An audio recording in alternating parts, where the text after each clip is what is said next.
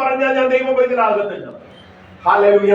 ഞാൻ ദൈവ പൈതലാകണമെങ്കിൽ ഞാൻ ദൈവത്തിന്റെ പ്രമാണങ്ങൾ അനുസരിക്കുന്നവരായിട്ട് നിന്നാൽ മാത്രമേ ഞാൻ ദൈവ പൈതലാകത്തുള്ളൂ. ഹല്ലേലൂയ.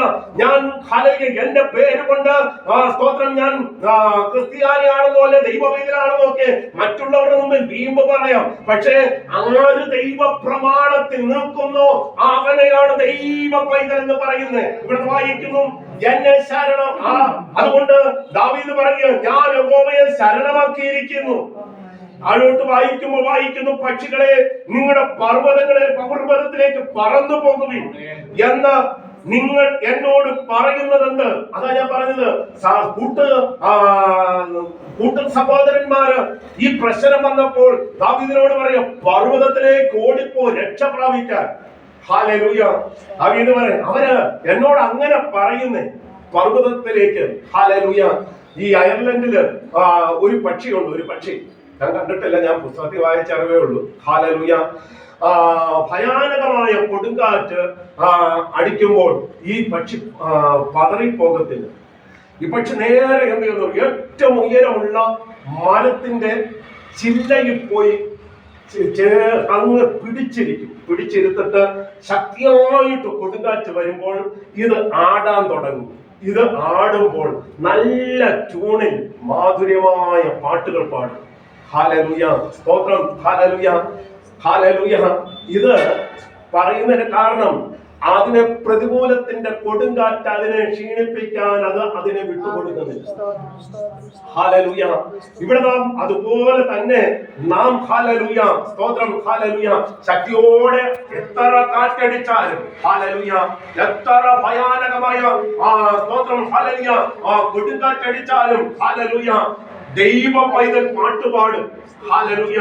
അതുകൊണ്ട് കൊലോസ്യ ലേഖനത്തിൽ 3-ാം അധ്യായത്തിന്റെ 2-ാമത്തെ വാക്യമാണെന്ന് തോന്നുന്നു. അവിടെ വായിക്കുന്നത് ഇങ്ങനെയാണ്. കൊലോസ്യ ലേഖനം 3-ാം അധ്യായം അതിന്റെ 2-ാമത്തെ വാക്യം. എന്റെ ഭാഗമല്ലെങ്കിലും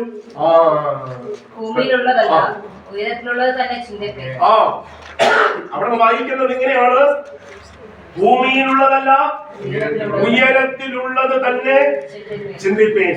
അപ്പം ഈ ഭൂമിയിലെ കൊടുങ്കാറ്റും ഭൂമിയിലെ വേദനകളും ഭൂമിയിലെ സ്തോത്രം തകർച്ചകളും ഭൂമിയിലെ ഹല്ലേലൂയ അധപ്പതനങ്ങളും നാം വിലയിരുത്തുമ്പോൾ ഇന്ന് പല സമയത്ത് പരിശുദ്ധാത്മാവ് വിളിച്ചു പറഞ്ഞ ഭക്തൻ ഇതുകൊണ്ടൊന്നും ഹല്ലേലൂയ തകർന്നു പോകത്തില്ല.